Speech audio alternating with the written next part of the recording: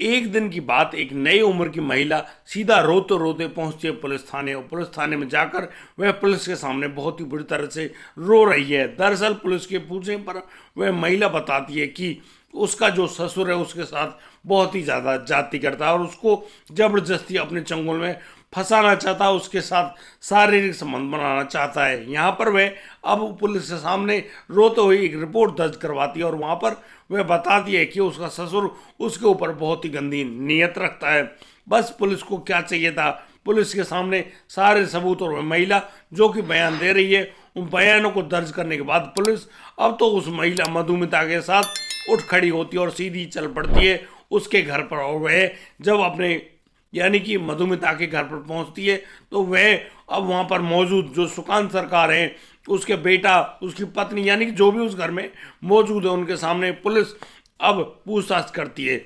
लेकिन यहाँ पर वह देखती है कि सुकांत सरकार जो कि एक आर्मी के रिटायर डॉक्टर हैं, वो कैसे अपनी पत्नी के साथ इतना बुरा कर सकते हैं।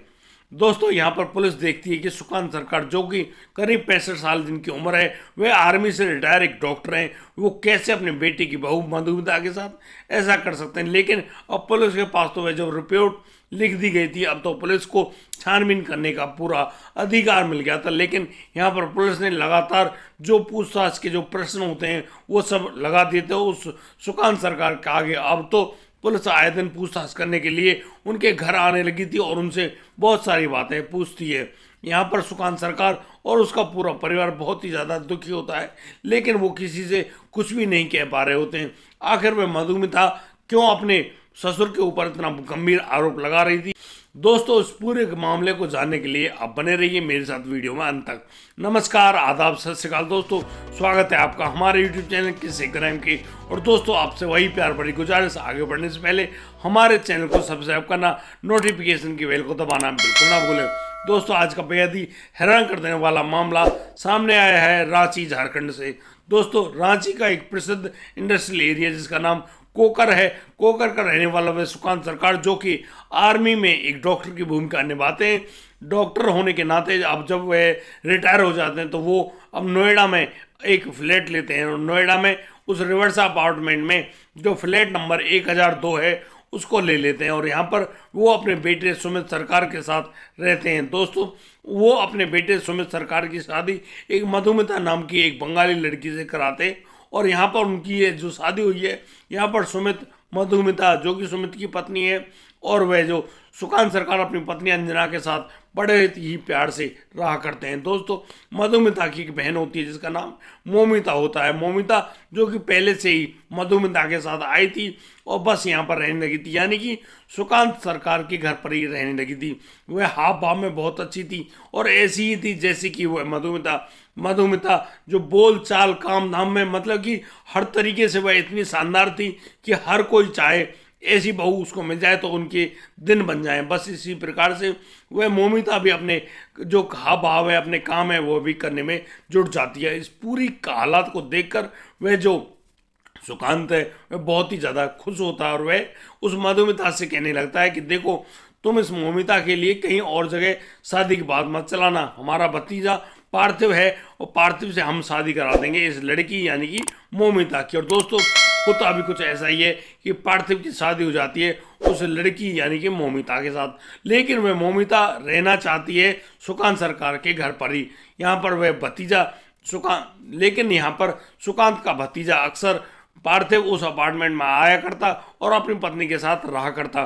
बहुत जल्दी ही जो सुमित है, सुमित की पत्नी मधुमिता एक बच्ची को जन्म देती है जिसका नाम समिता होता है। और दोस्तों, वहीं मोमिता भी एक बच्ची को जन्म देती है जिसका नाम सुमिता होता है। दोनों उसी बच्चों के बहुत अच्छी ढंग से देखभाल करने में अपना समय व्यतीत करती हैं। यहाँ पर सुकांत सरकार अक्सर रांची, कभी नोएडा आना जाना उनका लगा रहता, यानी कि पैसे की कोई भी कमी नहीं। दोनों बड़े ही प्यार से, बड़े ही हिसाब से रहा करते हुए। लड़का जो सुमित है वह भी अच्छा एक बड़ी कंपनी में नौकरी किया करता है और उसकी अच्छी खासी तनख्वाह होती है और बड़े ही प्यार से, बड़े ही तरीके से वो लोग उस जिंदगी में जी रहे होते हैं। लेकिन ना जाने क्यों यहाँ पर जो सुकांत का जो परिवार है वह उस लड़की मौमिता को कुछ ज़्यादा तवज्जो देने लग गया था और इसी कारण से वह मधुमिता भी कुछ ज़्यादा ही परेशान होने लगी थी। वह सोचने लगी थी कि कहीं ऐसा ना हो उसका जो स्थान है वह उसे ना छूट जाए, लेकिन यहाँ कान कच्चे होने की वजह से वह महसूस करती है कि कहीं उसके पति के उस मौमिता के साथ अवैध संबंध तो कायम नहीं हो गए, कहीं उस मौमिता के साथ उसके ससुर सुकांत के भी अवैध संबंध कायम नहीं हो गए। इन सारी बातों पर वह बहुत ही ज़्यादा गौर करती है और बहुत ही ज़्यादा परेशान होती है। लेकिन वो लोग अपने परिवार के साथ बड़े ही हंसी खुशी से रहते थे, लेकिन किसी ने भी जानने की कोशिश ना करी कि मधुमिता अब बुझी बुझी सी क्यों रहती है। दरअसल मधुमिता ने अपने ऊपर ये बातों को ले लिया था और वह बहुत ही ज़्यादा दुखी और परेशान रहने लग गई थी। इन्हीं बातों के चलते अब एक दिन मधुमिता पहुंच जाती है पुलिस स्टेशन और यहाँ पर पुलिस स्टेशन में जब ये रिपोर्ट दर्ज करवाती है कि उसका पति और उसका ससुर उसकी एक बहन मौमिता के साथ अवैध संबंध बनाते हैं और उस पर भी दबाव डालते हैं, तो पुलिस भी अब लगातार पूछताछ करने लगती है उस सुकांत सरकार के परिवार से। जिस प्रकार से पुलिस के अब तो आए दिन वहां पर आना, उनसे पूछताछ करना, वह सुकांत भी बहुत ज़्यादा दुखी और परेशान हो जाता है। लेकिन दोस्तों, गुरुवार के दिन यानी कि 9 अक्टूबर 2016 के दिन अब तो एक बहुत ही बड़ी खबर चारों तरफ फैल जाती है। दरअसल उस रिवर्सा जो अपार्टमेंट है उसके जो फ्लैट नंबर 1002 में से 5 आदमियों के मारे जाने की खबर आती है। जैसे ही न्यूज़ मीडिया को यह पूरी कहानी मिलती है, अब तो वहाँ पर जा रही होती है और वहाँ पर जगह जगह उन महिला पुरुष बच्चों के सब मिलते हैं, तो उनके जो फोटोग्राफ्स हैं, यानी कि अब तो न्यूज़ में बस यही खबर बन गई थी, लेकिन वहाँ पर एक जीवित आदमी मिला था। यानी कि वह आदमी होता है सुकांत सरकार। सुकांत के ऊपर चाकू से लगातार 14 बार वह वहाँ पर अटैक किया गया था। अब पुलिस भी वहाँ पर पहुँचती है और पुलिस उन शवों को अपने कब्जे में लेकर पोस्टमार्टम के लिए हॉस्पिटल भिजवाती है और उस सुकांत सरकार को जैसे हॉस्पिटल ले जा रहे होते हैं, वहाँ पर जब उसका इलाज चल रहा होता है, सुकांत की भी दर्दनाक मौत हो जाती है। यहाँ पर पुलिस सोचने को मजबूर है कि आखिर इनके साथ ऐसा क्या हुआ है, किसने इनके साथ पूरी प्रक्रिया को अंजाम दिया है। यहाँ पर पुलिस इंतजार कर रही होती है उस पोस्टमार्टम की रिपोर्ट के आने में, और अब जैसे ही वहाँ उनके सामने पोस्टमार्टम की रिपोर्ट आती है तो यहाँ पर पता चलता है कि इन लोगों को कुछ ऐसा जहर दिया गया है जिस जहर के चलते उनकी एक प्लानिंग थी इनको मारने के लिए। दोस्तों, अब तो पुलिस और भी ज़्यादा खोजबीन जुट जाती है, क्योंकि अब यहाँ 5 नहीं हो गई थी, 6 मौतें, यानी कि उस सुकांत सरकार की भी जान जा चुकी थी। लेकिन इस पूरे परिवार में बचने वाला एक ही सदस्य था, वह होती है मधुमिता, जो कि अपने मायके में रहा करती है। लेकिन दोस्तों, पुलिस लगातार पूछताछ कर रही होती है उस मधुमिता से, लेकिन वह मधुमिता भी किसी भी बात को बताने में राजी नहीं थी। पुलिस वहाँ पर एफएसएल की टीम वगैरह को लेकर और भी गहराई से जब जांच करती है तो उसको पता चलता है कि इन 5 सदस्यों को एक खास प्रकार का इंजेक्शन लगाया गया है। ये इंजेक्शन कुछ इस तरह का है जिससे, जैसे कि हॉस्पिटलों में ऑपरेशन से पहले एनेस्थेसिया दिया जाता है, उसी प्रकार का वह एनेस्थेसिया उन लोगों को दिया गया था जिनकी वजह से इन लोगों की इस प्रकार से मौत हो गई। लेकिन इसको देने वाला वह अकेला डॉक्टर यानी कि सुकांत सरकार ही होता है। और फिर सुकांत अपने ऊपर उस चाकू से, जो कि किचन में काम करने वाला वह चाकू होता है, उससे वह अपने साथ भी 14 बार करता है, यानी कि अपने आप को काट डालता है और बस उसकी भी वहीं पर दर्दनाक मौत भी हो जाती है। दोस्तों, इस प्रकार से जब उस अपार्टमेंट से इस तरह की जब ये खबर चारों तरफ उड़ी तो नोएडा का पूरा शहर सख्ते में आ गया था कि कोई व्यक्ति लगातार पुलिस के परेशान करने के बाद अपने साथ इतना खतरनाक कदम उठा सकता है।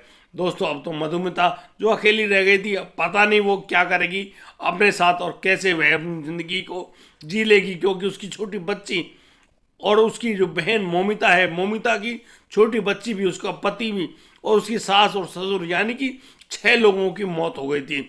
अब वह मधुमिता अब किसी के साथ मजा करे या ना करे, कहाँ जाए ना जाए, भगवान जाने उसकी बात। लेकिन दोस्तों, इस पूरे घटनाक्रम को सुनाने का उद्देश्य किसी को परेशान करना नहीं है, किसी को ठेस पहुंचाना नहीं है। दोस्तों, हम लोग इन घटनाक्रम के माध्यम से आप लोगों को बताना चाहते हैं, आप लोगों को जागरूक और सचेत करना चाहते हैं। दोस्तों, किसी को भी इतना प्यार ना दो कि किसी दूसरे को नज़रअंदाज करना पड़ जाए। दोस्तों, आज के लिए सिर्फ इतना ही। अब दीजिए मुझे इजाज़त, मिलता हूँ कल, लाता हूँ एक और नया संस्कृत मामला। तब तक के लिए आप बढ़िया रहें, बेहतर रहें, अपना और अपने परिवार का बखूबी ख्याल रखते रहें। जय हिंद, जय भारत।